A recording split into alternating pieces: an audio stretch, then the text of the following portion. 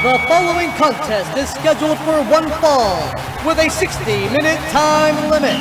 Making their way down the aisle, Carlos, Mark, Nick, and Remy, the Entrance Ramp Podcast.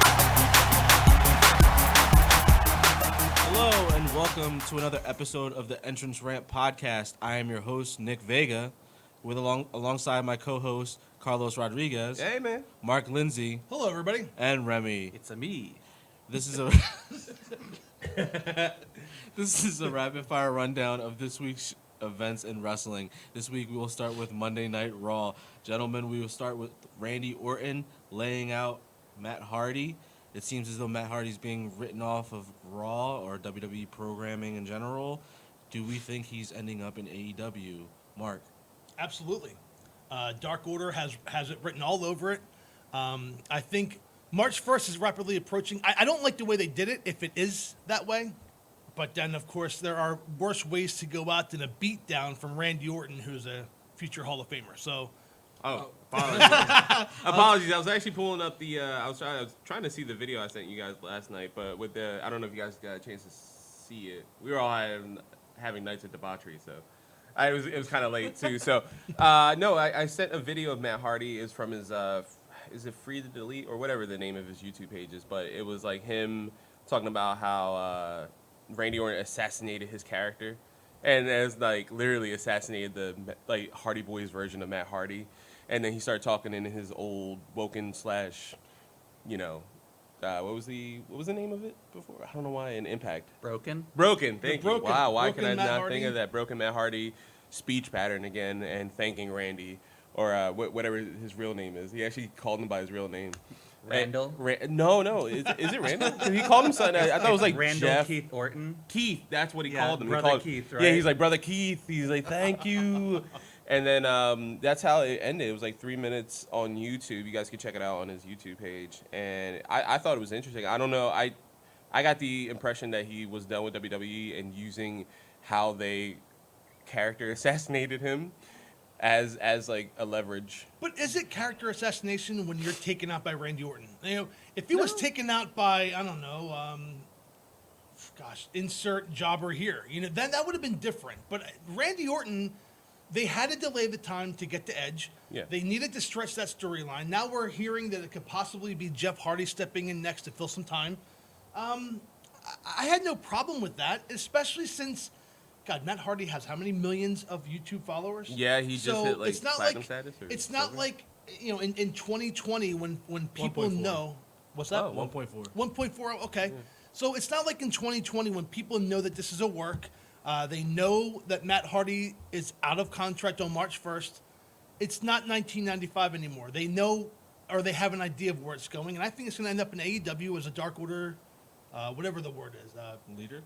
The leader, but there's a term that they're using. The exalted one. The exhausted one. Okay, Thank okay. you. Exhausted one, yeah. I'm exhausted. I mean, well, this is an interesting thing because if you look at what happened, like the beatdown this week and the beatdown last week, I mean, first and foremost, these are not bad ways to go out, like especially after all the recent jobbing. But Randy Orton is carrying Raw right now. That was one of the best promos of Matt Hardy's career, and like the two of these guys together were creating like very good television. So I mean, it's not a bad way to go out. And also, what's interesting, too, what leads me to believe that he'll be in AEW is the simple fact that one of his tweets was against every warning. If you take the first letter out of each of that just spells out AEW. And JR as well on commentary on Dynamite. He called the Young Bucks the Bucks of Youth. I'll even do you I'll do you one more in this, and Free the Delete. Yes. What does that rhyme with? All Elite.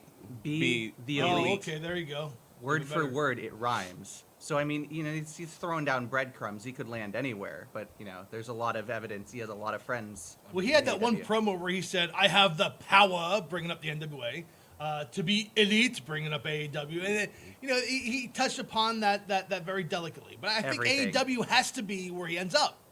That's the best thing I would think so. Unless we get some swerve and then he shows up back up on WWE screaming for ROH again. After what happened with Edge and him. Kiss my ass. ROH. Marty's like, I didn't do it. I swear to God, I didn't tell him to do this. Matt Hardy always, ahead of the curve. No, he really is. He's me and Remy have talked about it for like months. So we always get off on these tangents if you ever see us at our actual jobs. Like we'll be 20 minutes of talking about how Matt Hardy's a genius in the wrestling business. All right, so let's switch over to Randy Orton. Do we think he'll face anybody at Super Showdown, or that'll just pass him by, and he'll deal with Elimination Chamber, or not even touch anybody or anything till WrestleMania and Edge? Well, it's this Thursday, Super Showdown, so they could always do a last-minute match, Absolutely. Do you have the thing up? I pulled up the match card. Yeah, it's right behind. Is he? Is he on that? I don't believe he's on the match card at all. I don't see him at all.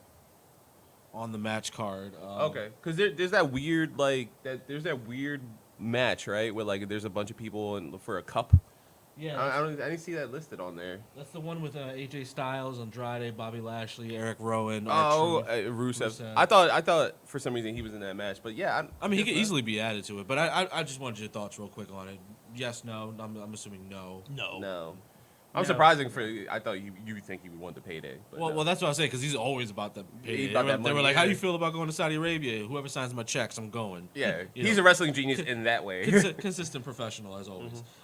So, we'll switch over to Charlotte Flair real quick and her promo about Rhea Ripley and how she's just going after her because she feels disrespected, because she feels as though Raw is her show. The NXT champion showed up on Raw. Lame excuse. Yeah.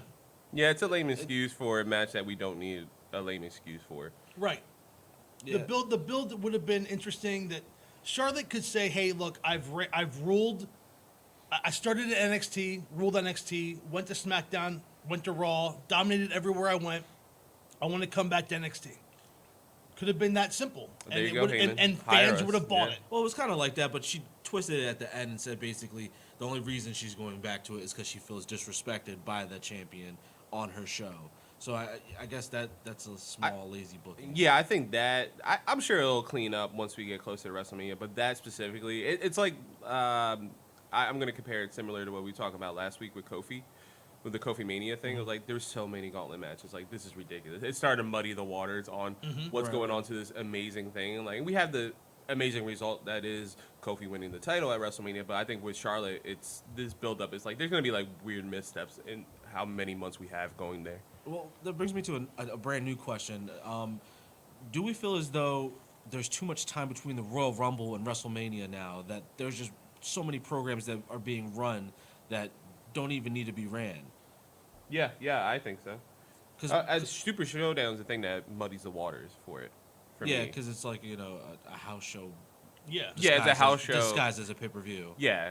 So I guess I'm trying to figure out previous WrestleManias, early WrestleManias. Weren't they in March, early March? Were they? I think as a kid, I really don't want to say. Yeah. I feel like there wasn't this much of a gap. Like now it's in April, and it's like trending towards more the middle of April. I always felt like as a teenager, like late teens, like early adulthood, I was like, wasn't this like earlier? Yeah, but here's the thing: when we were younger, especially me, there was no monthly pay-per-view. So you had Royal Rumble, and then WrestleMania was the next one. So you didn't have these monthly shows on the network. So you had to do something to fill in the time. And I think, when you announced John Cena and The Rock the day after WrestleMania for the next WrestleMania, that was horrible. That was insulting. Right. And when you had, with no storyline build up, and then we kind of just knew it was going to happen. And then anytime Rock or Cena showed up, you were thinking, okay, well, is the other person going to come? Now that they're doing it from January to April, they still have to fill 3 months. Mm-hmm. And that's what we're seeing here with the Matt Hardy and Randy Orton. Randy Orton and Edge that's WrestleMania all over. And now they had to kill time, and it's, part of it, the ride is fun. The storyline, the end result will be worth it. It's a nice build. But when you do that with every single match, so Drew McIntyre challenging Brock Lesnar. So now we know that Brock Lesnar is not going to lose to Ricochet at Super Showdown. Yeah, okay. Absolutely. When you announced Charlotte Flair versus Rhea Ripley, now you have Bianca Belair, who got over in the Royal Rumble, didn't have a chance at winning the title last week in Portland. And when you announce all these matches in January for April, that's where I have a problem with. If you want to do 1 or 2 top programs, that's fine. A good build, a good slow build is always good. Yeah, I think the crux of it does come down to Super Showdown. I think that's it, because just having Elimination Chamber and then the and then the fine. Mania, Yep. I think it would have been fine. So AJ Styles made his return this week on Raw. It seems as though the seeds are being planted. He'll face either the Undertaker or Shawn Michaels because he keeps mentioning them. Oh, please, Sean. Yeah, please, Sean. I mean, we say please, Shawn, but I think we all know it's going to be Taker. Yeah. Of course, Taker, yeah. supposedly, it's been reported Taker has handpicked him as his WrestleMania opponent. Can't be mad at it. No. AJ's amazing between the ropes. He'll make that match worthwhile. Do you think he'll win? Nope. No, No, not a chance. no, not a chance at all. We talked about it off air plenty of times. Like, I don't want to see Taker in another match because, and that's not even disservice to him. He's done so much in the ring and provided so many amazing memories. But every time he gets in the ring, I feel like it's muddled. Every time, like he's muddying the waters ever so slightly more. I strongly feel like that, where it's even if Taker goes out there and has a good match, like the tag match he had a while back, with Roman Reigns, every time he gets in the ring now, he is damaging his legacy. Oh yeah, for sure. Like, and so that's why I think AJ should win. Like, what's another loss? What's 23-3? well, I mean, it's a problem, is what it is. His whole career was kind of defined, like his whole career in the last decade, I guess, was built around the streak. They made that a major selling point for Right. WrestleMania. It was the reason that some people tuned in altogether. A lot of us believe that that it would never end. Right. Yeah. He'd stay undefeated. And then he comes, like, he loses to Brock Lesnar, and that's fine. But then he loses to Roman Reigns, and like that, it doesn't quite feel the same. And it's like, it's a problem either way, because either you follow with WWE's process of continuing to put over legends at the expense of younger talent, which AJ's not exactly a young guy, but Young enough. yeah. Yeah. Or you make Taker lose again.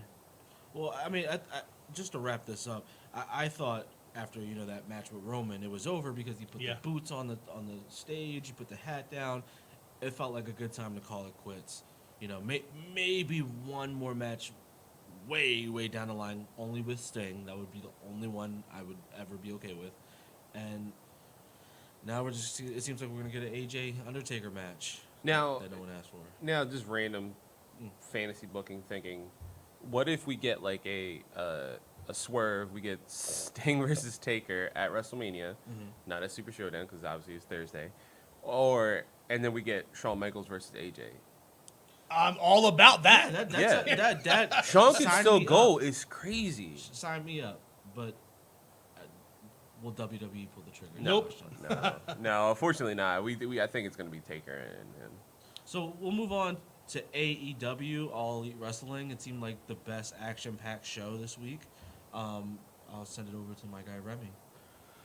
Well, the first thing on AEW, because it's funny. Sometimes you have these really good shows and you have a really hard time talking about them. I mean, pound for pound, it was the best episode of Dynamite so far. I agree. yeah. I don't want to make a talking point out of it, but I think Nyla Rose, fumbled that promo pretty badly. At the Yeah, but she did.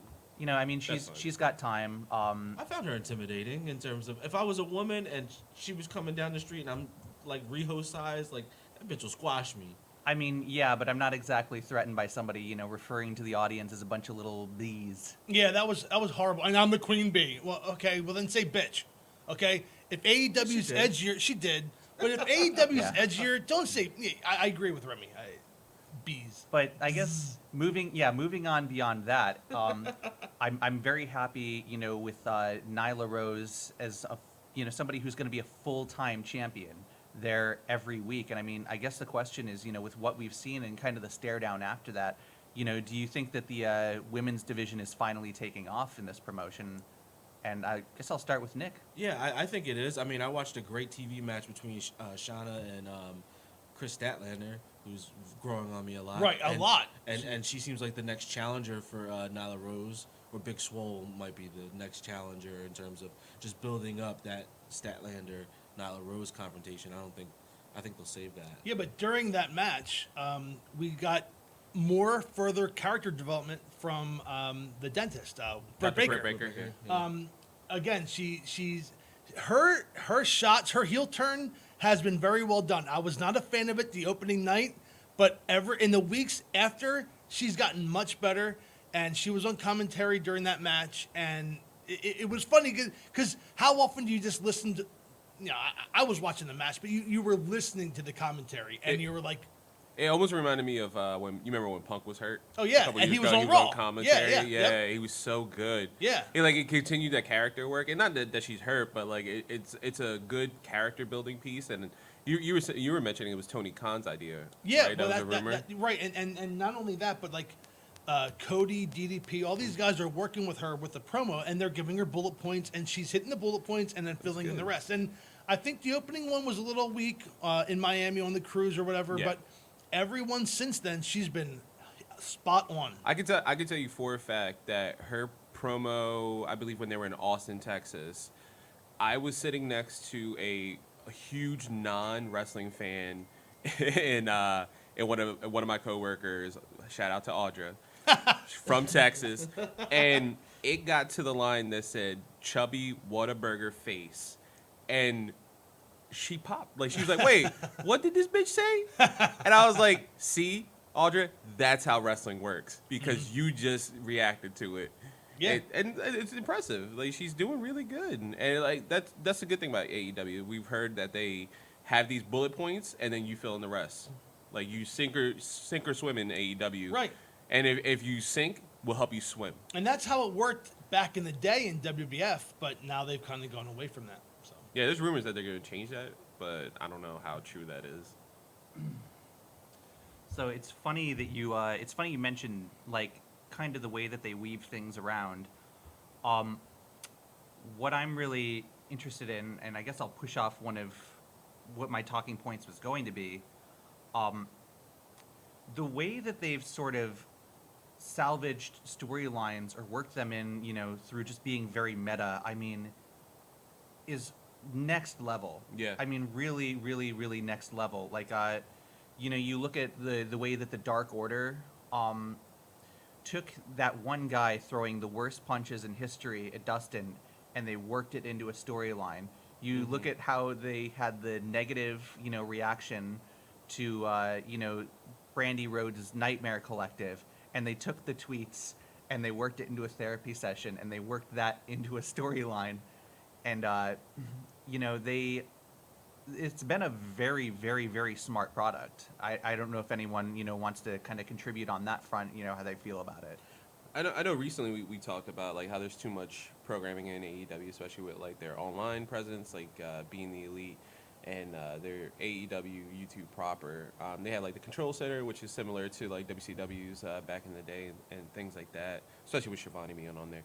But I think Being the Elite. What's your problem with Shivani? No, it just feels. I love Shivani. Don't get me wrong. It's just funny. Like it feels like we just lost WCW for a couple years and now they're back as a different name, yeah. and smartly back, not like the bad WCW, like good WCW. But we've mentioned like there's so much stuff to watch. There's too much stuff to watch, especially with AEW, like hitting all these different like programs and things like that. But yeah, weaving that storyline little by little. If you guys have been watching Being Elite, like our listeners, seeing that, it's been awesome. Like you see people losing, and you see people like, hey, real quick, what's that number again for Dark Order? Yeah, and like you can actually call that phone number, and you can speak to, I believe it's Stu Grayson or whoever is the one trying to sell you on joining the Dark Order. I may have also signed us up. All right. So it's a pyramid ramp's scheme. going heel. Yeah, we are heels. But yeah, no, if it gets us more followers, right? Why not hashtag join the Dark Order? Yeah, right. But no, similar, like those things are it builds up storylines and it's good. It's just they do need to incorporate that more into the proper show. They have been in the past 2 weeks, which have been the past 2 episodes that have been amazing. So yeah, I think it's good. Well, with that out of the way, that being said, think my something that I found interesting during the steel cage match, and I really don't think I need to say anything about it. I mean, that was a fantastic match, and it was a rare example, I think, of being able to put over a guy who lost the match and make it believable that the underdog won. That moonsault off the top of the cage, for the pinfall. I was watching from the beginning, and I don't think he could have won any other way. But in the middle of the match, you have the spot, which is something that I hadn't even really thought about. What is the payoff here for Arn Anderson as Cody's manager? Because there's history between Arn and, Dusty. Of course, yeah. And Dustin. And Dustin, Yeah. yeah. Justin, so yeah, they've tackled in the ring, right? In WCW, they must have. So I mean, I've been saying that since the very beginning, and I'm gonna take over, guys, because I'm the oldest guy here. No, Okay? no, no, So yeah. when Dusty got his leg broken by Arn Anderson and Yeah, the you Four mentioned Horsemen that. attack, yeah. Yeah. I think we're at a stage, I mentioned it earlier, where it's 2020 and the fans are smart now. Mm-hmm. The fans have the internet. We have all these shoot interviews and everything else. I don't think they need. I originally thought, oh, this is some big setup. Arn Anderson, Tully Blanchard, they're going to be attacking the Rhodes boys. But now I'm thinking, it doesn't have to happen. Arn Anderson is a legend. He's a Hall of Famer. And he's not somebody who has to have that shock value anymore. Tully Blanchard was away. When he failed that drug test in 1989, did not come back to WCW, he was off the major screen. Now he's back. So Tully Blanchard, there's kind of like a freshness with Tully Blanchard, but Arn Anderson's kind of always been there. I don't think we're going to see a heel turn from Arn Anderson. I think, if anything, we're going to see like Arn say, you know what, Cody, I've done everything I can. You don't need me anymore. And then kind of just fade off screen. I think that's where they're going to go with this versus a heel turn and setting up a feud for the Rhodes boys. right. And I guess what I enjoyed about it is, again, like how meta, a lot of AEW's booking has been, where they tease things or they have those little breadcrumbs that are there for people that have been in this, like been watching these products for a very, very, very long time. And, that tease, it shows you how good both Cody and MJF are, like how layered this whole feud has been, that you don't quite know how it's going to turn out. Mm-hmm. Like, Yeah, it doesn't hold your hand. It doesn't treat you like an idiot. It's really nice. I when we all spoke when Tully showed up for Sean Spears' thing, when he was being interviewed by JR, I said that was one of the most goosebump inspiring moments I've seen on internet, because I was watching it and immediately saw Tully, I'm getting goosebumps right now just talking about it.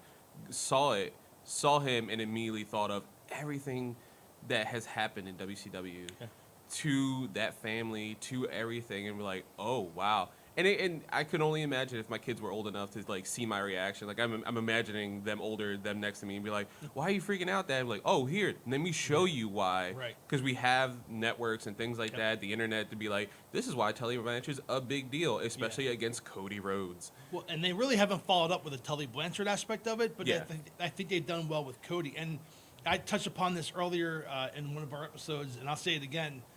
I think Jericho is staying champion until Cody wins the belt. And currently, the way that the story, talk about meta and planning things out, Cody can't get a world title match. He lost that match to Jericho at that last pay-per-view. So that's only natural that it's going to be Cody. That's the only thing that would make sense, is if somehow either the fans demand it, he wins some match, or he goes full on like ballistic, like a Thomas Ciampa, Oh yeah. Well, go ahead. Well, it's interesting you mentioned that too, right? Because the stipulation is that he can't challenge for the Right. world title. Not But if that he Jericho can't- challenges him, right? Yeah. So like that's what I would love to see. Have Cody be the face. He's the face of the company. He's a face, good guy. Have him get under Jericho's skin so hard that Jericho says, "That's it. I want a match. I'm challenging you," and then that's when you could pull the trigger. Yeah, I like that idea. What would you think of, as you were saying that, I've mentioned in the past, Hangman Page being like groomed to be like coming back after losing to Jericho in their first match, and you're selling me on this Cody thing. I really like this idea in the past couple of weeks when we spoke about it. What if we now seeing Paige's storylines recently where he's been drinking and on BTE before that crazy tag team match for the #1 contendership, he kept telling every other team about the Bucks, like, hey, Mac's back is really hurt. Like, if you hit right here on the lower, like specifically the Butcher and the Blade, and he would go to like, I think the Lucha, no, the Lucha Bros. I'm sorry, not them. He went to like another team and was like, yeah, Nick's knee hurts and stuff like that because he's friends with them. Like, are we gonna get like a heel turn thing where like obviously Kenny and Paige are not gonna be tag champs forever, assuming maybe the Bucks, but maybe next week at Revolution. But would you think that Paige goes full heel in or around that time that Cody wins an AEW World Championship? Well, that because being that Paige has always been the one that I feel like the Right. rest of the league's like, you're our guy. You're the next guy, yes. Yeah, Yep. you're going to be the big star. I see this Cody thing happening a year down the road. I Yeah. don't see it happening now. I don't No. see it happening this year even. So yes, build it up. But I kind of hope that Paige doesn't turn heel. In real life, if you're in a sports competition and you know that this left-handed batter for the Houston Astros can't hit an inside fastball, you're going to throw an inside fastball. So if you're a tag team champion in wrestling and you know that one of your top competitors is injured, you're going to tell everybody to go after that leg. So I kind of like that. Yeah. That's not a heel. That's smart. And that's what AEW does well. They're smart. I'll never forget one of the early episodes when the Inner Circle was up in a booth, and Cody goes, "We're not in that other place. I can break this glass door." And they shattered the so like, yes, they're bringing some realism into it. And if you want to treat AEW, your wins and losses matter, and you want to have a competition, make it very sports-like, then you tell your opponents, "Yeah, you're hurt. I'm going after you." That's not a heel move. Yeah. That's a win move. Yeah, that's good. And that can be played off that way. Yeah, and you would think that could play it off that, but we're also wrestling fans. We've been watching this for God knows how long collectively. So it will end in a heel turn. Yeah, exactly. That's why I brought it up. I was like, it's going to be a heel turn. Well, it's interesting too, right? Because in this promotion, we're looking at cases where we have you have a tweener face like John Moxley, where very early on they established like he's not a good guy, but compared to Pac, he is. Yes, right. Yeah. Like Pac is a full blown He's heel a in this heel. promotion. Yeah, people will cheer him, but he's a heel. Make no mistake. Yeah, and so I don't know if Hangman Page needs to be a heel because we're not dealing with like the simplistic face heel dynamic that WWE uses, which is like, oh, you're a heel, you're automatically aligned with all the other heels. Right. You're a face, you're automatically aligned with all the other good guys. You all put away your differences, and if you're not putting away your differences, then you're about to make a turn one way or another. Like, so it's very good and it's very nuanced, where it's like you have Darby Allin, come down and make the save for John Moxley. Yeah. John Moxley's not going to beat on Darby Allin. He might beat on other people, but Right. you know. And before our time runs out for this, Darby Allin is one of my favorite surprises with AEW. I never heard of the dude before, and he has grown on me. So his character's awesome. He's different. I'm a big Darby Allin fan. Yeah, he seems like the second coming of Jeff Hardy. Mm-hmm. Yeah, he's going to be a major player in the years to come. I would see a world championship in his future, like 5-6 years down the line.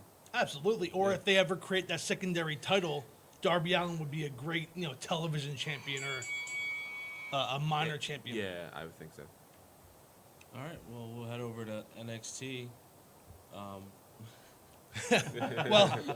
I'm going to make this short and sweet, guys. NXT Portland happened last week, and we were texting each other during the entire show. And the swerve of the century, Johnny Gargano is being announced as Mr. NXT, Mr. Takeover, and the face of NXT, in both literally and figuratively. He was the ultimate good guy. And he turns heel by hitting his former friend and DIY partner, Thomas Ciampa, in the face with a belt, getting pinned by Adam Cole in the process. And now you have that dynamic of Johnny Gargano being the heel and Tommaso Ciampa being the face. And, I was old enough to see Hulk Hogan and Roddy Piper in the 80s. And then in the 90s, it was the same match, but Piper was the face and Hogan was the heel. And I think that's what we're seeing here is that Thomas Ciampa is not, I don't think he's a great face, but he is a badass mother effer, and he will kick your ass. And now Gargano, who's the heart and soul of NXT, is now the heel. Like, I think that's an interesting dynamic, and I wanted to know your thoughts on that. Nick, what did you think when Johnny Gargano, Mr. NXT, turned his back on Thomas Ciampa?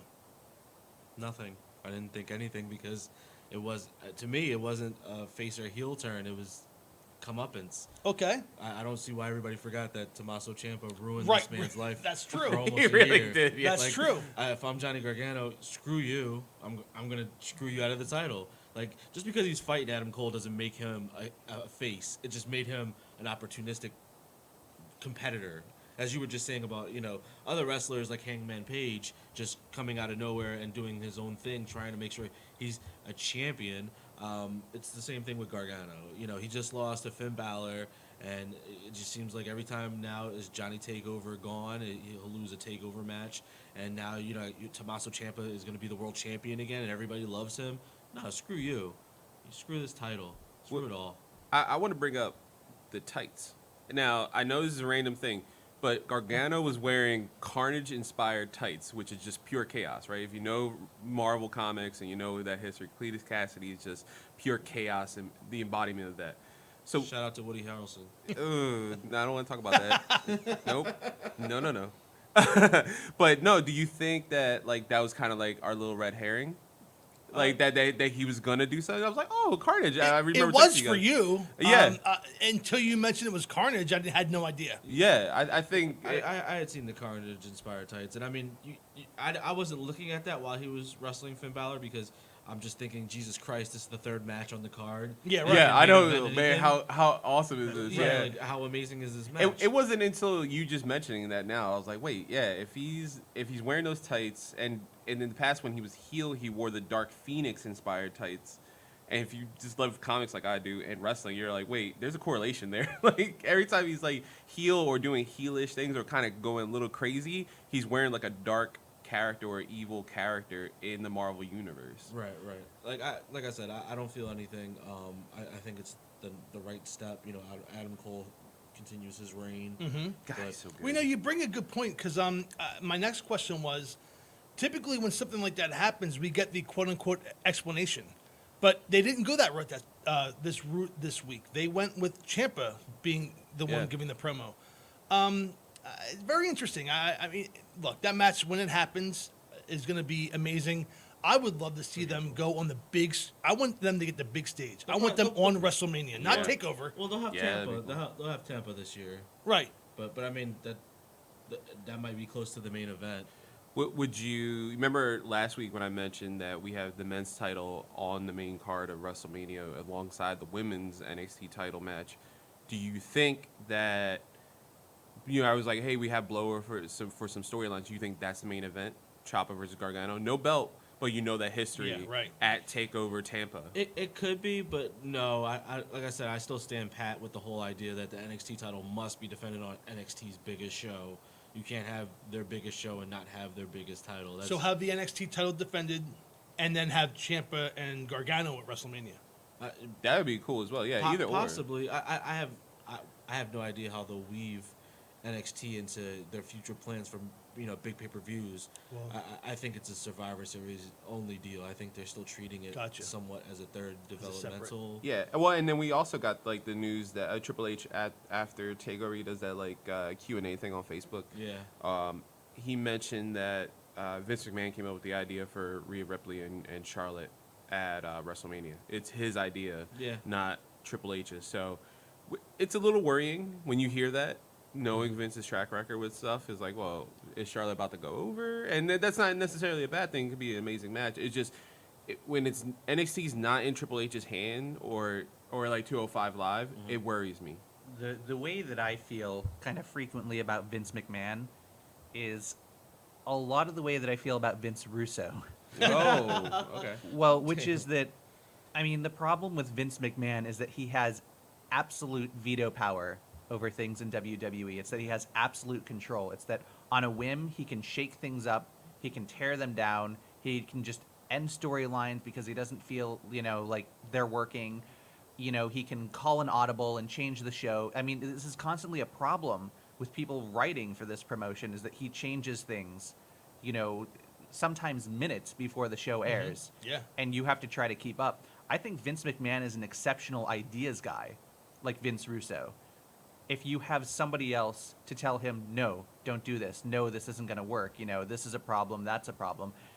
And because he has full creative control, because he has, unbeatable voting power in the company, you wind up with an unbalanced product and you wind up with too much Vince. But he's booked some incredible matches and, he's had some incredible ideas.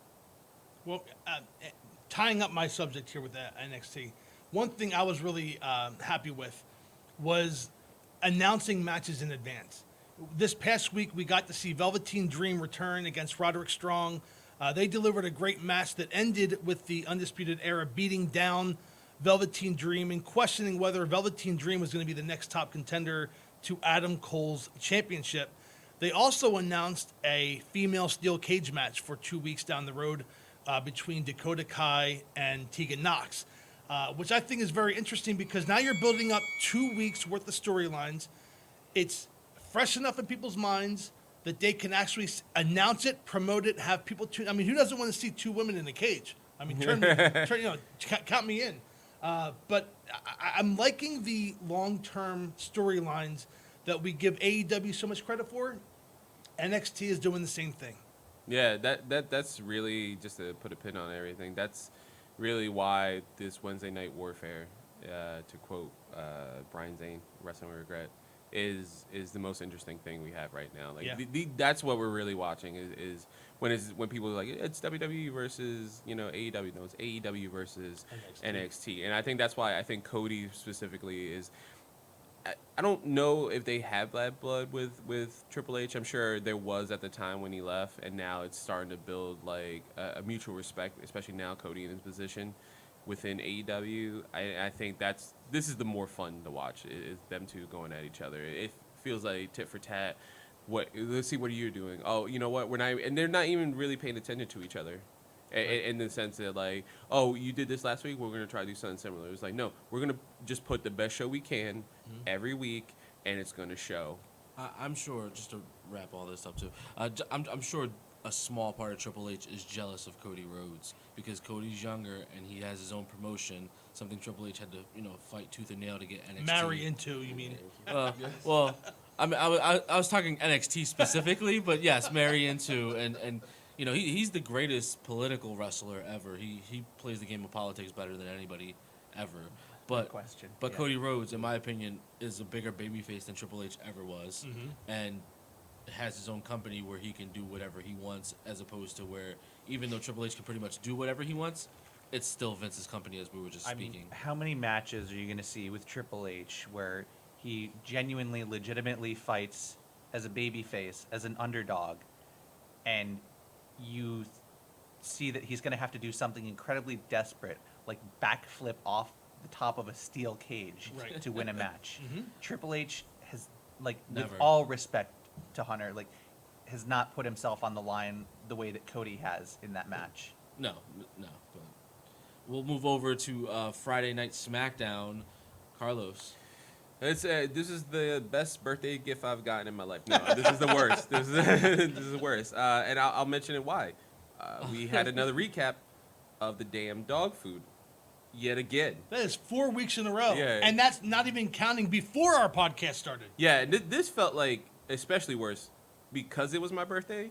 It hurt just ever so slightly more, Michael Cole, with our feud. We need like a wolf little sound bite to mark the meter up. Next week it'll be 5 wolves. yeah.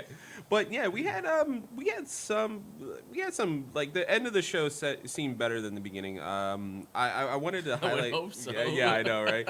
We last week mentioned what I posed the question, what do we think was going to happen with Sheamus moving forward after kind of squashing Apollo Crews and Shorty G. We had like a little play on that this week. Sheamus said he's hunting bigger game now. that he's done with them. And then we also kind of had a little build up with Shorty G and Apollo. There was a little tension there. Not that that matters. I don't know what that's going to go to, but I mean, great wrestling matches. yeah. I'm sure, especially with both of them, they're very talented. If that's the route Somebody has to wrestle on the pre-show. Yeah, exactly. Get that But- YouTube free special out. Yep. You can subscribe now for $9.99. What do we think, though? I'm going to pose a question to Nick because I believe you mentioned Braun Strowman. Is this leading right to Sheamus versus Braun Strowman? Yeah. I mean, it's written all over the wall. He needs to win the Intercontinental title because that'll make him a Grand Slam champion. Or wait, no, that'll make him bigger than a Grand Slam champion. Right. That'll give him all the belts. Pretty much anything that WWE has to offer, Sheamus has won. King of the Ring, Royal Rumble, Money in the Bank, right? WWE, World, ECW. Did he win Andre No, the Giant did he? Memorial Battle Royal? No, but that's a career killer right there. Okay, that's- okay. I mean, I wanted to say everything. that Corbin has bounced back, but he really hasn't. He's bounced back a lot better than Cesaro. Yeah. Poor Cesaro. We love you here at the Engine Rock. Yeah, we really do, man. Yes. So I say, Mark, what do you think? And do you think just to play off of last week's discussion as well, do you think we have a really good match at WrestleMania with Sheamus and Braun Strowman? Absolutely. I don't think Sheamus is going to win, but I think that's a selling point. I think that's the storyline.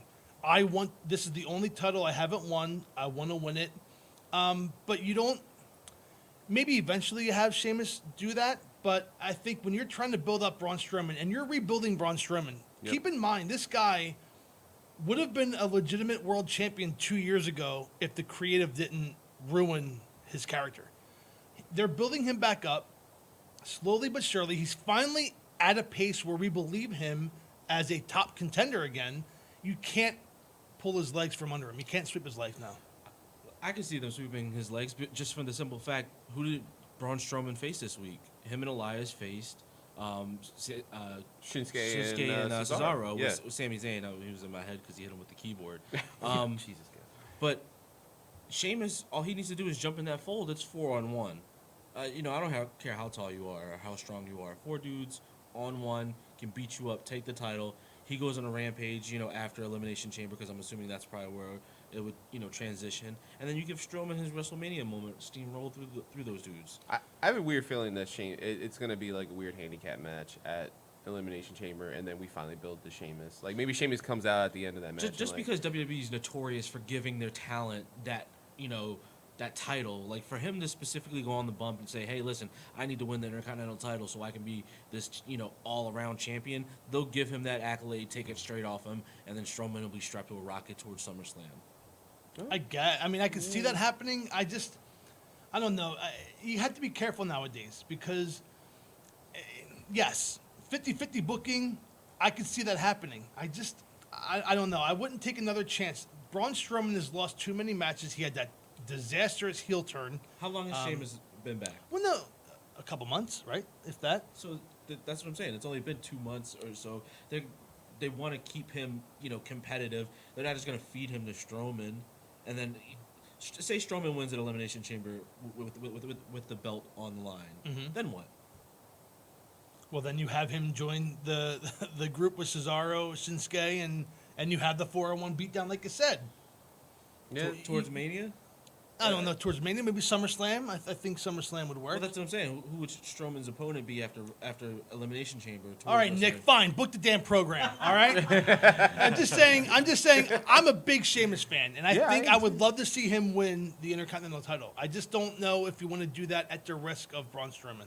Maybe Strowman can get... no, never mind. You have to build up the big man. Go ahead. I mean, again, like this, I'm looking at this angle, and I feel like this is something that AEW could book really well. Yes, absolutely. It wouldn't, you wouldn't have to worry about this 50-50, kind of Bullshit booking. Yeah. I mean, I was trying not to say it, but I'm sorry. No, it's No, okay. it's true, though. True. Like, where you book Strowman like a monster, and people have to be clever to overcome him. You have to outsmart him, or, you have to have it like. You can make people lose and still make them look good in losing. Right. Yes. Like, You don't have to have like a roll up. You don't have to have some kind of dusty finish. Ironically, something AEW is avoiding. Right. Like, Yeah, you think right it was gonna Well, happen? go back to the Big Show. The Big Show had the knockout punch. So why did he ever lose? All he had to do was hit the dude. Yeah, yeah, what's that? Straight up from jump. Right. How many matches has he started that way Yeah, as well? Like, right. he did. There's quite a few he's had where he's just punched somebody and it's over. That's in it, 30 yeah. seconds. Okay, against jobbers or against low Yeah, card guys. well, yeah. So why hasn't he been world? Why hasn't he gotten the Brock Lesnar treatment? Boom, knockout, done, world champion. Take the title from me. Because Yeah, we don't know if he's a babyface or heel every time we see him. I'm God, not. he switches I'm not so much. advocating a Big Show title run here. I'm No, just saying. I'm just, But, I'm yeah, sa- similar, I'm saying yeah. that's why they don't like Brock Lesnar. You see Brock Lesnar come out, you're not like, oh look, it's a good guy. No, he's going to rip your ass out of your eyes. I like, mean, Yeah, with the some- straw. Yeah, exactly, with the straw. nobody's gonna get that. We didn't air it earlier. Yeah. Do not listen out for a pre-show. We do not have one of those. But if you somehow were in this room, yes, that was the subject on there. Yeah, I think why not going off Mark's and why not just have Sheamus just start off with a bro kick? It worked on Daniel Bryan Yeah, WrestleMania years ago. So I do want to mention one random storyline that I noticed last night. So we had Daniel Bryan just walking in the backstage area, just hanging out, shirtless, in tights for no reason. No, he had his eco-friendly shirt. Actually, I'm sorry. He ran across Drew Gulak. Shout out to Drew Gulak, who's from Yes, Philly. Philly, like us. Philly. And he was like, "Hey man, I worked this PowerPoint presentation, which is terrible. I hate that storyline on Gulak because he's super But he talented. gets it over though. He does, yeah, I- because I he's kinda- talented. I kinda Yeah, enjoy it because of how talented he is. it because of him, it would work, and it does. It's a stupid gimmick, but It is a stupid game, but he's making something out of it. But he mentioned, he's like, "Hey, I see holes in your game. You've been different recently." He's like, "I want to show you what I've seen."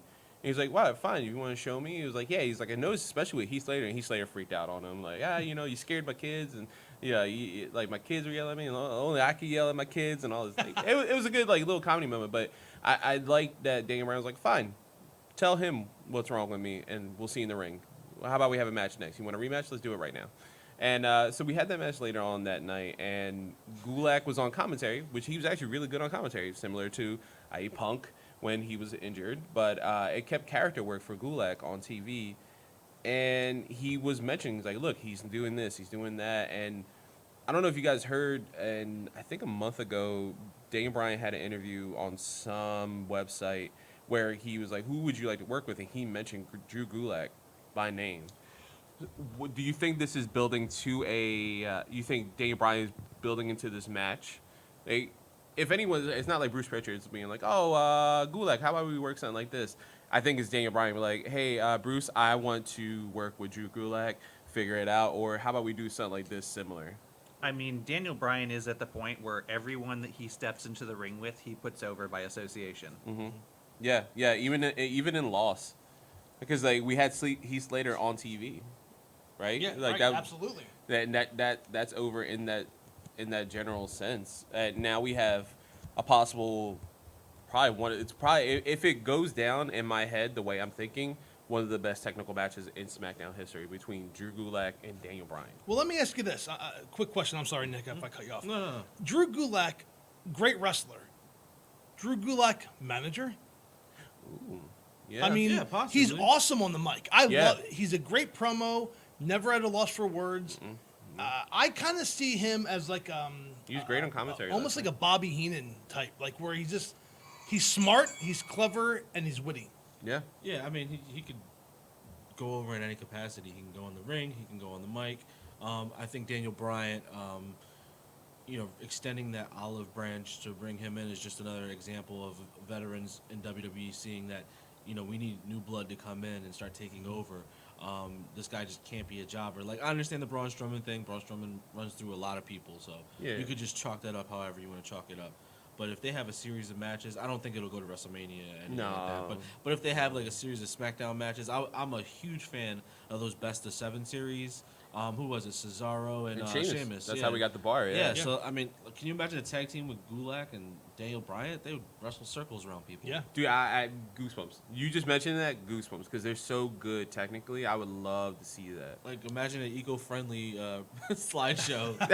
Yeah. Or imagine Gulak and Bryan against Miz and Morrison Ooh. for the World Tag Team Championship At WrestleMania, I'd love that. I like that. Yeah. Did you guys just to randomly speak about this at the very end? But did you guys like Gulak's run as cruiserweight champion? He seemed so strong. Yeah, with his like presidential campaign gimmick going on there. That's actually, he wasn't using that at the time. No, he was. No, he was just at the time, because a lot of it was like on pre-shows and stuff, because the cruiserweight title was on there a lot, unfortunately, and it wasn't with NXT at the time.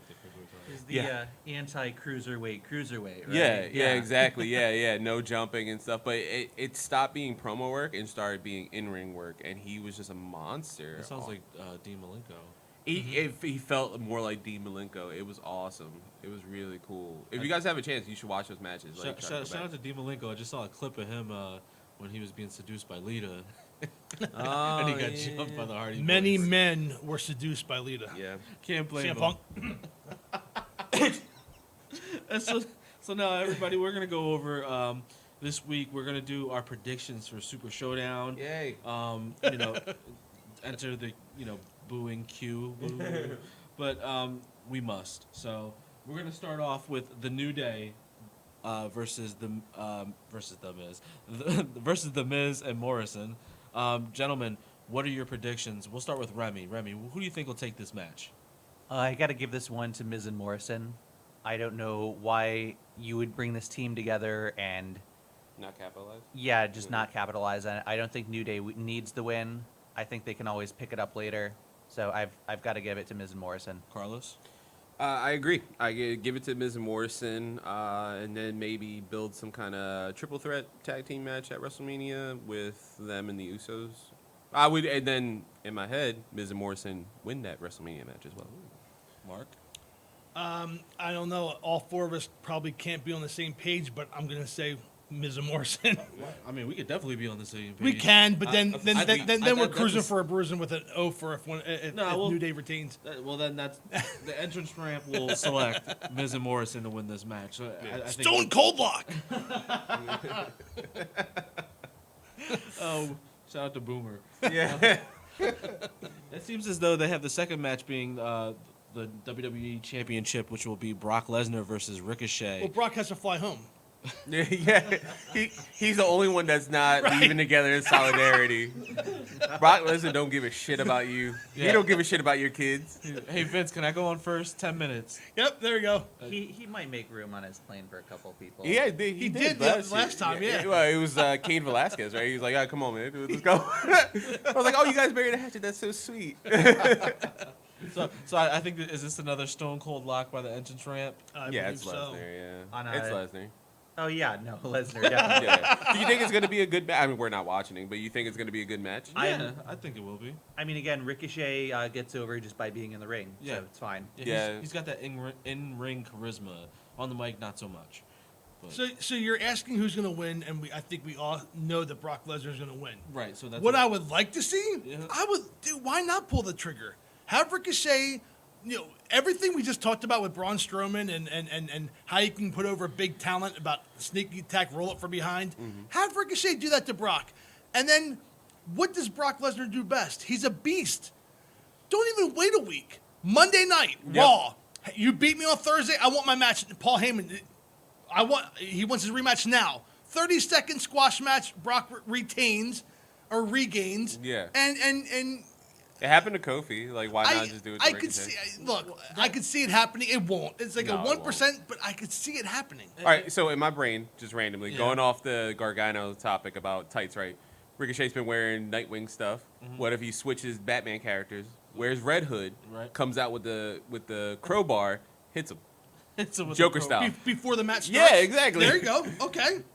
And my comic nerdness would be like, you know what? Let me go back and watch this match. I mean, I don't know how I feel about that. Zelina Vega comes out dressed as Sindel. I didn't see her scream somebody's face off. That's fair. That's fair. That's fair. It's only reserved for I don't Gargano. get these references. I'm sorry. So in Mortal Kombat, right? Mark? Jim Cornette hates us. We're not the only ones. Yeah, I think Brock Lesnar is another lock. Yeah. I don't see it happening for No. Ricochet because No. even if that did happen and then there's a squash, it'll just make Ricochet look weak, and it'll make Brock look weak by association. Yeah. And then McIntyre looks weaker because he's gonna beat up Brock Lesnar, who Ricochet beat. Nah, that ain't happening.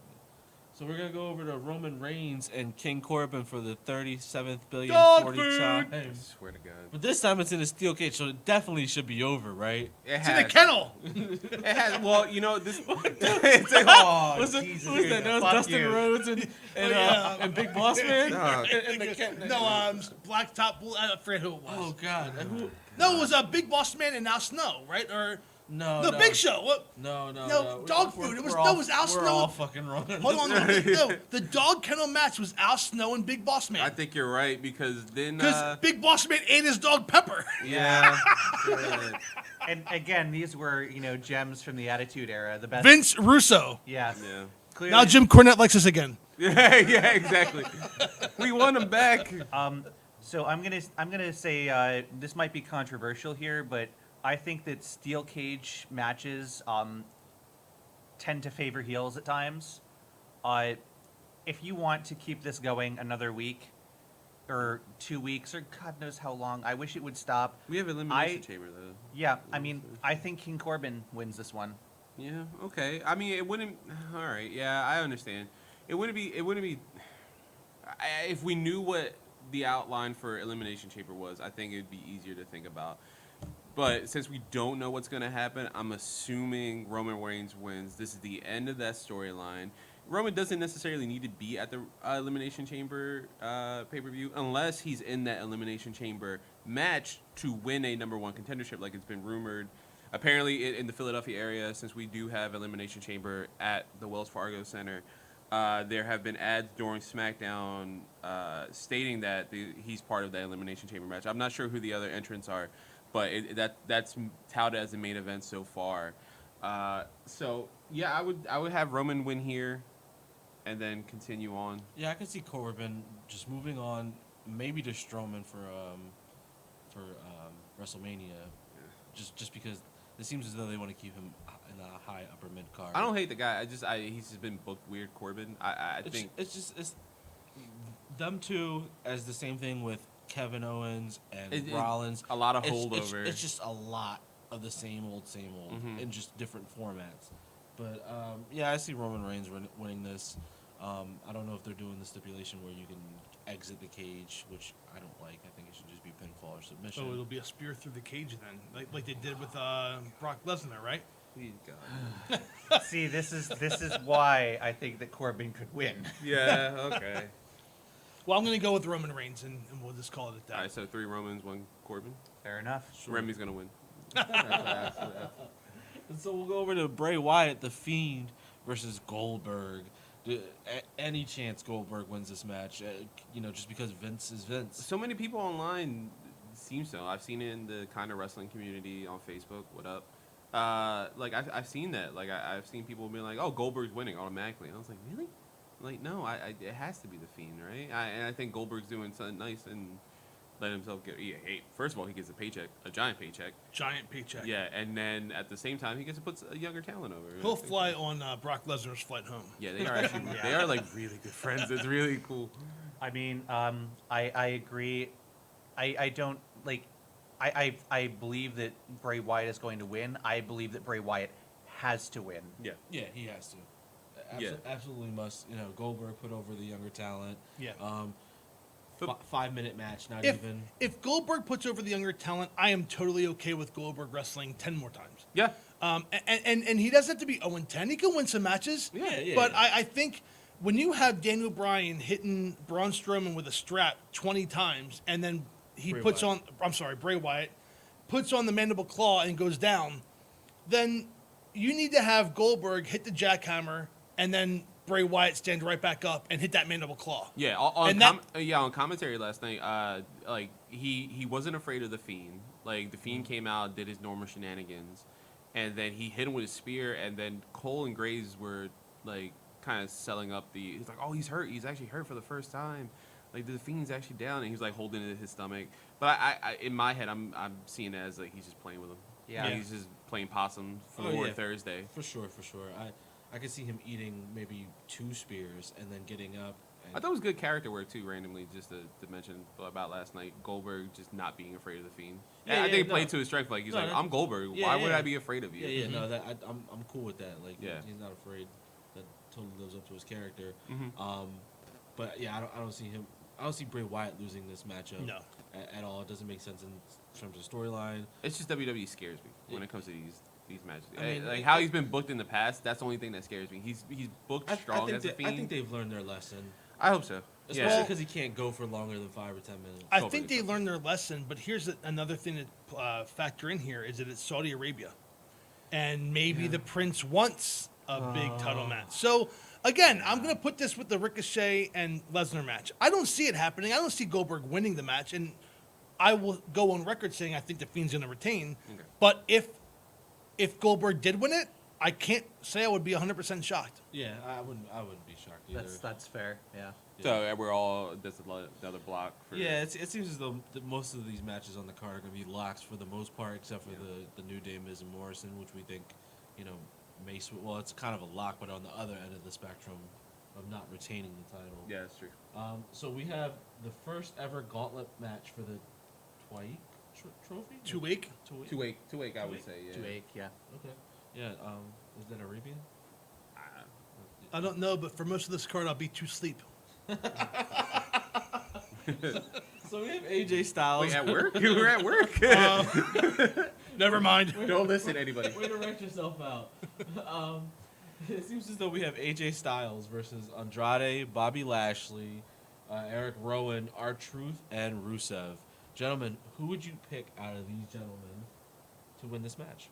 So if it's all the same, I'll run down a list right now, and Okay. I think this. I think that's interesting. This- Let's give who we think will lose in succession. I want to pull people out and not necessarily have them lose in succession, but R-Truth, 24/7 champion, kind of irrelevant compared to everybody else, and that's no disrespect to like. 5 knuckle shuffle, baby. He's so good. I love R-Truth. I love R-Truth. He's not He's my winning this pick. match. He's my pick. He's your pick. Well, hell yeah. I mean, I'm not gonna knock you. Anything can happen in a gauntlet match. Yeah. So, I guess AJ Styles. Do we even know who the first competitor is? No, there's in no this gauntlet match. There's no order that's been announced yet. So I'm I mean- assuming it's whatever coin you flipped in the backstage area. Yeah, I don't think regardless of his storyline, I don't think Eric Rowan wins. Nope. I don't think Rusev wins Nope. because Nope, I don't not think he's inked a new contract. And they hate him, I think that Lashley and Rusev are going to have a little something going on in this. So I put it down to AJ Styles and Andrade. I think if you're getting a program for Styles going into WrestleMania, it makes sense for him to win this match. Do you think Taker, just the gong, not Taker himself, but just the gong, shows up, cost them the match against Andrade? I mean, Andrade is the Ooh. returning U.S. champion. I hadn't really thought about that, but Yeah, but that's heel on heel. I don't think you're going to have heel on heel in this matchup. That's true. Or Yeah, it's swerve, difficult. gong hits, Shawn Michaels. I know that doesn't make sense, but It doesn't? Yeah. I mean, in all fairness, there's only 2 faces in this match, and it would only be Rusev. Right. And he's Actually- not winning with actually, the contract you know what? situation. It would not shock me one bit if it's down to AJ Styles and R-Truth, and Undertaker costs AJ Styles the match, and Oh my R-Truth God. wins. Dude, that'd be awesome. Awesome. I think it goes, if they're going for comedy, R-Truth is my pick. And I think that they're going for comedy. I would love Rusev to win, but he hasn't signed a new contract. It makes no sense for him to win. Yeah, he's being buried. And Andrade, he's been out with that suspension, injury. And I just don't, so I think the only AJ Styles or R-Truth are the only 2 I can actually see winning this match. yeah. So I'm in AJ Styles. I guess you're R-Truth. I'm gonna go with R-Truth after this conversation. It makes the most logical sense, other than AJ winning and then Undertaker showing up. But I'll go with R-Truth too. I'm gonna go with Bobby Lashley. Bobby Lashley. Yeah, I'm gonna go with Bobby Nice. Lashley. I think AJ goes out earlier in my brain because of like a Taker. Well, or- who gets put over by putting out AJ early? Because if you're putting out AJ early, that's a defining. Truth. You know. I think it's still the same thing. I think Yeah. Truth. Okay. Yeah, I would say Truth does that, and then maybe. Yeah, I would think Lashley, but I don't know who you put him against. Maybe Rusev, and that's the final nail in that coffin for Rusev as Lashley beats him.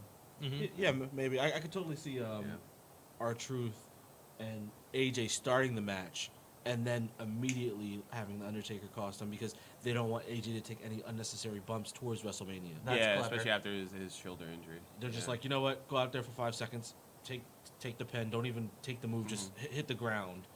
Though I do want to see that physical confrontation between R-Truth and R-Truth can go in the ring, Oh, yeah. and it's really impressive. So I would love to see actually them scrap a little bit. So we'll switch over to Bailey versus Naomi. Naomi won this past week, or was it last week? Last night, no, she won last night against Carmella. Yeah, Yeah. it was a decent match. There was like some weird spots with Carmella. I I think she heard- rung her bell. It looked like It may have. Yeah. I heard there were some spotty spots. yeah. I don't think this is the first women's match in Saudi Arabia, but is No, this, it's the is this the second. first? But is this the first women's title match? Yes. Yes. So It's significant in that That's- aspect. that's. I understand the history-making moment that's going to be. I think this match should have been on an elimination chamber or on a pay-per-view. I would say WrestleMania. This right. was my WrestleMania pick. So actually. I think I'm sorry, I'm jumping in first. I'm going to Oh. say that Bailey retains, but I wish that this match was not being shown at Super Showdown with very little build. I think Yeah. this would have been a WrestleMania worthy match. I've got to agree with you on that, and I think that Bailey retains as well. Yeah, I think Bailey's gonna retain.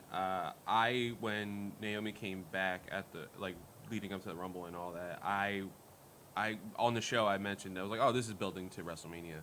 This is not gonna build to. I didn't expect them to have a women's match at Super Showdown, but now we have it, and I think Bailey's gonna retain. I think the real question is Saudi Arabia going to let the glow, feel loud?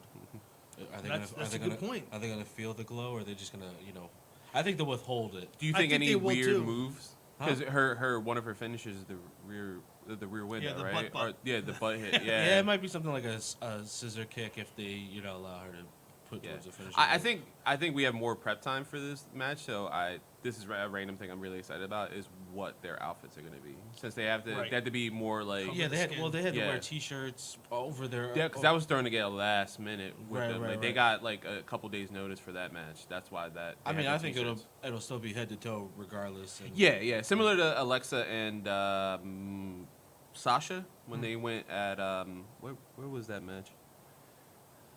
Dubai. It was Dubai. It was Dubai. They had yeah. it in Dubai. They were like from basically the neck down, but Yeah. it was custom to their characters, and it was Right. awesome. So I'm really interested about that. So, Yeah, quick question here then: Yeah. why didn't they have Carmella beat Naomi that time? Have feed Carmella to Bailey at Super Showdown, Mm-hmm. and then rebuild Naomi for WrestleMania? Like, to me, the booking around this. Yeah, has have been- Bailey cost Naomi the match last night, Mm-hmm. and like that, you keep Naomi like, oh no, you like, I lost, but because of you, not Right. because of me. Right. Like you cost me that match. See, Vince McMahon, we are eligible for the payroll. Hire the Entrance Rant podcast, and we will be your booking team. Yeah, just don't listen about that Dark Order stuff. No. We don't even know what Infiltrate from within. A what? Yeah. Cody who? Well, I have Bailey going over as well. Yeah. It just seems like the logical sense. I think the reason why they're doing this match is just for a better in-ring perspective. No offense to Carmella, but Naomi was a better wrestler than her. No question. Yeah. And Yeah, so of like course. they're- She had a really competitive match, and then I noticed like one or two botches last night, and I was like, something wrong. And then there was like this weird miscommunication thing, and to me it looked like Naomi was sitting next to her, like she hit her with a move, and it looked like she looked back and was like, "You okay?" yeah, it's just that's the thing. Like when you see people like Carmella, and, like I'm not trying to take a shot at Carmella, No. but when you see people like Carmella, and then we were talking about like Candice LeRae off Off air. off air, off mic. Off mic. Yeah, true. It's kind of astonishing in the level of talent in between the ropes, and then you you would wonder why isn't someone like Candice LeRae on the main roster? Well, here, I'm going to touch upon that, Nick. So we all picked Bailey to retain, Mm-hmm. although we all think if the booking was better, Naomi would have an actual shot. And for the match quality, Naomi's a better opponent. Yes. But we also all four discussed that we're not going to watch this show. Yeah. So again, why are they doing this match here and now? Well, for They could have had a women's title match with somebody else. Well, they're just doing it for Saudi Arabia. Like I said, this is like we were just talking about. This Yeah, is so the then first title match. feed Saudi Arabia Carmella. They're not going to be watching that. Yeah, I had recently, I've had discussions with people online discussing like, oh, WWE is pushing the agenda, not in a bad way, but like this is good. WWE is pushing like women like to show up in Saudi Arabia and stuff. Do you think like WWE actually has a chance of making any cultural impact within that country? A very small, but yes. To answer your question, Like, is wrestling going to save Saudi Arabia? no, it's not going to save Saudi Arabia, but it'll definitely give you little girls an outlet, and a chance to think, hey, maybe if I get away from this country, I can go and to another country and train to be this person. I can be free. Yeah, I mean, well, it's a lot like how you say that, education is an investment. You don't see it pay off overnight. It's something that happens in the long term. It's something that happens over the span of, 10, 20, 30 years down the line. So I Right. think the cultural impact, that WWE is having here isn't going to be felt right away, but it might be a generational one. Right, because last time they had a match with Lacey Evans and Natalia, even though that match was you can see the little girls in the stands really enjoying themselves, and that's what it's really about at the end of the day. So we'll go on to our last match. It seems as though it just has been added. Seth Rollins and Buddy Murphy versus the Street Profits. The Street Profits came out to help the Viking Raiders and KO when they were being attacked. So now it seems as though it's 5-on-4. Any chance somebody brand new shows up at this show to support Rollins, or it's just a straight up tag match? Who do you guys have, Carlos? I think it's a straight up tag match. I don't think there's any interference. Well, I mean, there could be interference, but I don't think any new members of this Monday Night Messiahs like group or whatever. Right. I think Murphy and he's been redubbed Murphy and Rollins retain. Well, you know how WWE works. Two names, no thank Aleister you. Black will just be Black. Yeah, Dutch Black. Hey, you're from Philly, you know that. Yeah. No, yeah, I think Rollins and Murphy are gonna retain. I think it's gonna be a really good match, though. It might be the most athletic match we have in the Remy, who you got? I mean, I think the Street Profits are a holdover to whatever. Sadly, right? Yeah, sadly. I love Montez Ford. He is hilarious. Every time I see him, when he does that over exaggeration of Ultimate Warrior, his arms looks like it's gonna pop off his body. Yeah, I mean, Rollins and Murphy go over, and that frees them up to move on to. I mean, I don't know why I'm talking about this show as if it has a whole lot of consequence. Yeah, isn't it weird? Yeah, we mentioned it. So Seth Rollins. It's a house show. Yeah, it is. It is a house show. I would say if this was a debate, I would go with Street Profits. If this was a debate, a promo, I would go with Street Profits because they're so fresh on the mic, but I don't think they stand a chance in hell against Murphy and Rollins. So to wrap all this up, I think we were talking off mic about the very important new thing going on with WWE, and that is the rumor that they will be bought out by ESPN in terms of their streaming services. Gentlemen, what are you thinking? Mark, you were very vocal off mic about this, so I'm going to let you have the floor and go off. Listen, anytime you have a company, if ESPN is it, and we had talked rumors about Amazon in the past as well. For WWE, for the stockholders, this is a great move. But for WWE with a network, this is a horrible move. If you're paying $10 a month and you have 1 million subscribers, that's $10 million that you're getting a month from the network, okay? Now you're going to sell your pay-per-views to a third party, and you're going to lose a lot. Not people like us, it's $10 a month. We're going to stay subscribed. But the casual fan, the fans that they need to support WWE, they're dropping out. They're not going to do that. They're not going to pay $5 a month for ESPN Plus on top of, let's say it's $40. Forget the UFC, that's $65. Let's say it's $40. Dude, those days are gone. You're not going to spend $40 a month. Now, if you want to go back to 4 pay-per-views, again, AEW does it.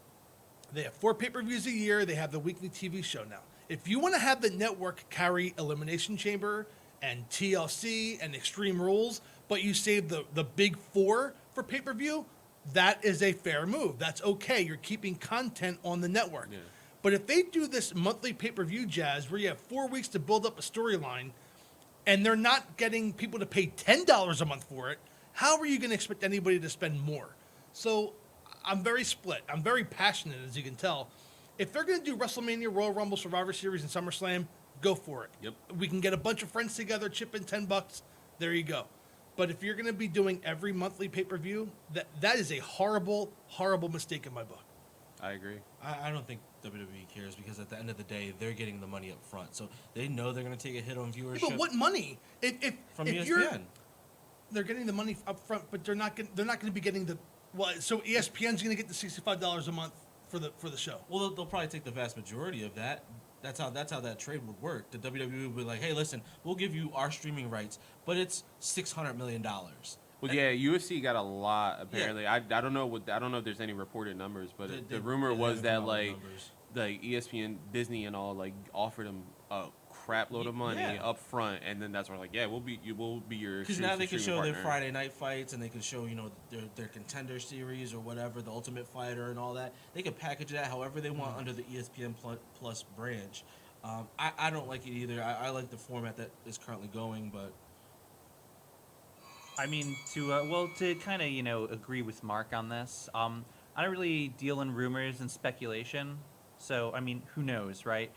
But WWE has spent maybe the better part of the last 5 or more years, really, the last decade, engaging in practices that are very anti-consumer, very, mean to the fans, that, sit in their seats, by having these massive pay-per-views, WrestleMania can go on for 7 hours. I mean, that's absurd. Slap in the face. By,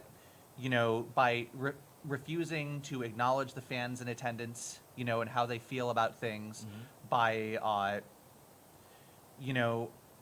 like slashing the budget and the quality, in their video games division, like where, I mean, the last release was embarrassing, and several of them have been embarrassing, and their go-to is to cut even more money from that. It's those are just a few things, but I would not put anything past this company. Yeah. In terms of how they're going to behave in relation to people that enjoy WWE product, or the people that want to enjoy WWE as a product. Because their independent contractors are so talented. Yeah, it seems as though a lot of gears are moving towards the future for streaming services, at least. So, as it goes along, we'll continue to follow up on each and every aspect of this. But it's very important to the casual fan, because now he can't get his content for $10. It could be much, much more, or it could be much less. We don't know. We really don't know. It could be all packaged in that $5 deal, with like little incentives, like Mark said. It would make sense that the 4 big pay-per-views, they would try to get a little bit more out of you. But if they go $5 a month, ESPN Plus, and you get all the shows, and you keep the network for the legacy programming, I could see that, because you'll get more than $1 million. $10 you get 1 million viewers. But for $5, you might get that's not 10 even million. That's not even just us, though. You have to remember, ESPN Plus is everything. Right. So, well, that's so true. their total numbers may be like 10, 20 million total subscribers. Let alone you can bundle it in with Hulu and Disney Plus for like $13 a month. Yeah. So Walt Disney's just pulling all the chains out here. You know? Damn Mickey Mouse. It's a me. You talking shit, Nick? That's copyright infringement, Peter. Yeah, Griffin. I know. That's really bad. I'm actually really scared now. I'm never going to be in Disney World ever again. Yeah, no, this is difficult. Remy, cut that from the line. Yeah, it's out. Well, we thank everybody for joining us this week. Full of bloopers, full of fun. We generally always have a good time, and I'll leave it off to Mark. Well, we discussed a lot of topics today, guys. Another great show, if I may say so. Super Showdown's Thursday, but not one of us is going to watch it. Nope. We will all talk about it, though, as we make our way. Yeah, we'll recap. Way. Yeah, That's for sure. And for Carlos, Nick, and Remy, I am Mark, and we will see you all next week on The Entrance Ramp. Goodbye, everybody. Bye. Thank you for listening to the Entrance Ramp Podcast. Please like us on Facebook at the Entrance Ramp Podcast. Follow us on Twitter at the Entrance Ramp Pod, and subscribe to us on YouTube by searching for the Entrance Ramp Podcast. We'll see you next time.